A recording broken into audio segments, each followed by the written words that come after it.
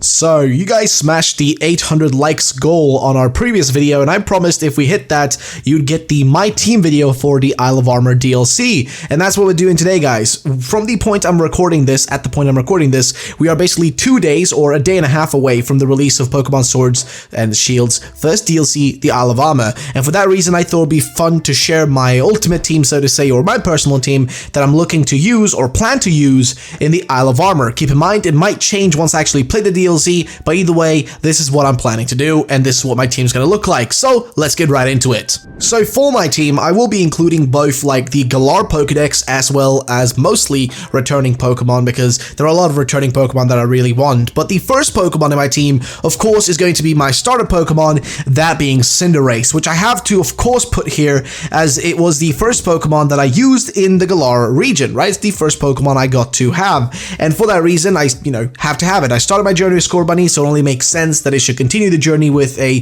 fully evolved Cinderace with me on my journey through the Isle of Armor. And the reason I'm bringing my starter is because, well, we are going to be able to give our Pokemon the ability to Gigantamax, or gain Gigantamax forms by feeding them the new Gmax dishes. But for the starter Pokemon, that seems to not be really necessary, so I'd gladly have my starter Pokemon along with me and skip the process to some extent with at least one of my Mons. But yeah, as for my Cinderace, I will definitely have it with me, and it just makes sense to have it on my team when I'm exploring a brand new area of the Galar region, and it's also a really good fire type, so why not? Number 2 is Scizor. I mean, this is one of my all-time favorite Pokemon and was hands down one of my favorite Pokemon back in Generation 2. So now that it's returning, there is no way I'm missing out on the opportunity to actually have it on my team once again. I gotta get my hands on it for sure. Now, I'm not sure how likely, it is that I'll see Scizor itself roaming the wild, but of course there probably will be Scythers, so I'll just, take my moment to catch one of those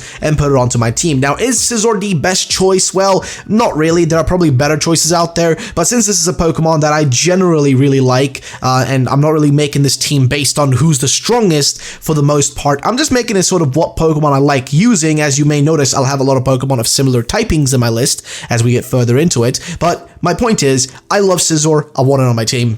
Volcarona. I have to get this on my team.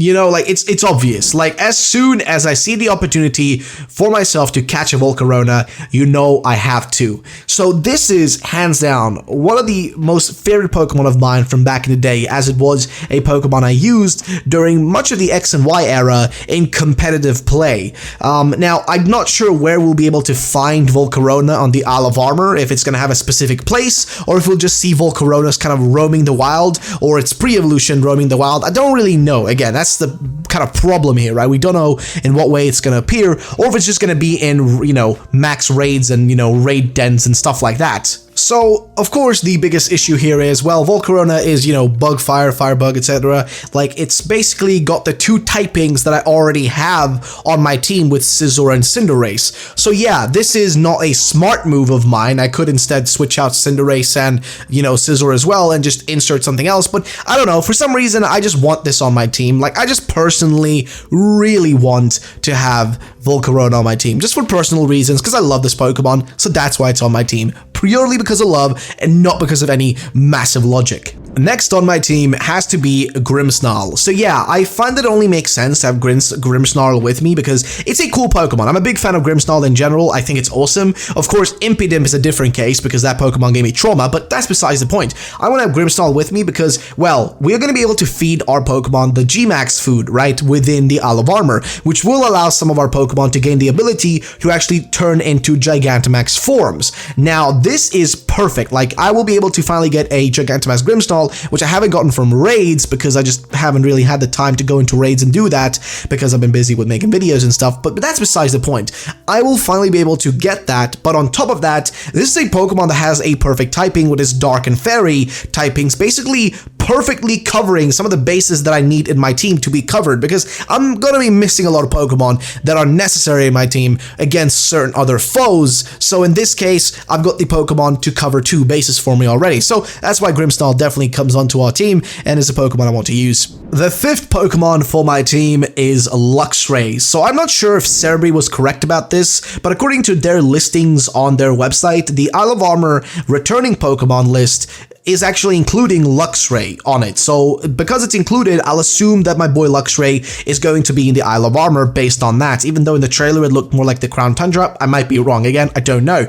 But according to Cerebi, it's going to be in the Isle of Armor. And if that's true, I'm excited. And if I just gotta say this, right? I'm so excited. And if I can find it there, well, you know for a fact I'm going to have it on my team. See, Luxray is hands down my favorite Generation 4 Pokemon. And there is no way I'm missing out on adding it to my team. I mean, sure, we do have Toxtricity, you know, as an option for like a, you know, electric type with the extra added like poison typing. You know, that's a good kind of Pokemon to go for that can cover the electric typing in Galar, you know, better probably than Luxray can. But personally, I want Luxray in my team much more than I want Toxtricity, because I just much rather prefer to have this beautiful lion-looking beast Pokemon on my squad than I'm looking to have a Toxtricity. Though I'm not like bashing Toxtricity, it's a cool Pokemon, but I just want to have Luxray in my team because I love this Pokemon and it's going to get me excited for the potential future Diamond and Pearl remakes. So it's just a bit of a nostalgia trip for me personally, hence why I really want it. So before we get to the last Pokemon on my team, unfortunately we have to kind of take something into consideration. See, a lot of my personal favorite Pokemon, as well as some of your favorite Pokemon, will not be returning in the Isle of Armor, but are more or less going to show up in the Crown Tundra instead. So I will of course in the future do a Crown Tundra my team video, but some of the Pokemon that I would have loved to include in my Isle of Armor video that unfortunately are in the Crown Tundra are these Pokemon that I'm going to list right now. So one of them is Garchomp. I mean, people love Garchomp. I love Garchomp. It's an epic Pokemon, one of the coolest Gen 4 Pokemon ever, and of course, you know, the kind of main Pokemon for somebody like Cynthia. So of course, it is a top pick for me of the Pokemon I want to have on my team. The next though is Nidoking. Definitely my favorite Generation 1 Pokemon. I loved using it back then, and it's one of those Pokemon that covers all the bases, so it's perfect in, you know, usability across the board. Then we have, of course, Aggron. Now, I love Aggron, dude. As for Generation 3, it's one of those like badass Pokemon, very much similar to like how Nidoking is a very badass looking Pokemon. I find Aggron is kind of similar to that. Next though is Lugia.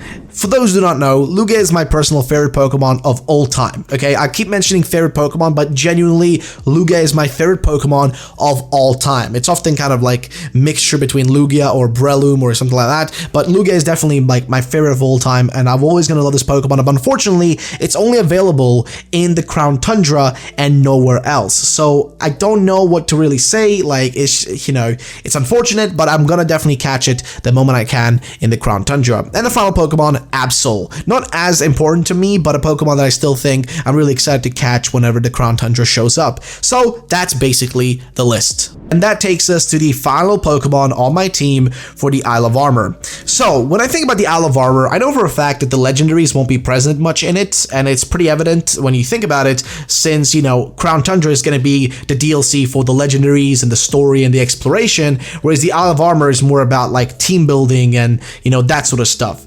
So what is my final Pokemon then? Well, it has to be Kubfu. See, I wasn't the largest fan of this Pokemon when I first saw it, and to be honest, I don't think it fits with the label of legendary whatsoever. Like, I think it fits much better as just like a generic normal Pokemon. But I have to hand it to Game Freak. They made the evolution, Urshifu, look really badass and awesome, and for that reason, I would love to have it on my squad and also be able to, like, you know, switch between the two versions of it, which is pretty freaking cool, right? Or not really switch, but pick rather one of the two different versions of Urshifu to use. It just makes it even cooler because, hey, you got options, right? And that's always cool when you get extra options. And I think since it's going to be so intricate to the story, it just makes sense to have it on my team because it's just going to be useful to have it there to understand more of the plot, as well as to just, you know, be able to get through the towers and stuff in a more logical fashion. So that's why Kubfu is the last Pokemon on my team for the Isle of Armor. So that is my team, ladies and gentlemen. What do you guys think? Does it look good? Does it look bad? Let me know in the comment section down below. And yeah, leave your own teams. What are your planned teams, and what Pokemon are you planning to catch in the Isle of Armor? Like, what are some of the Pokemon you'll be catching? Let me know in the comment section down below. Thank you so much for watching. My name's been Ruffle Rowlett. Have yourselves a great day, and bye-bye, ladies and gentlemen.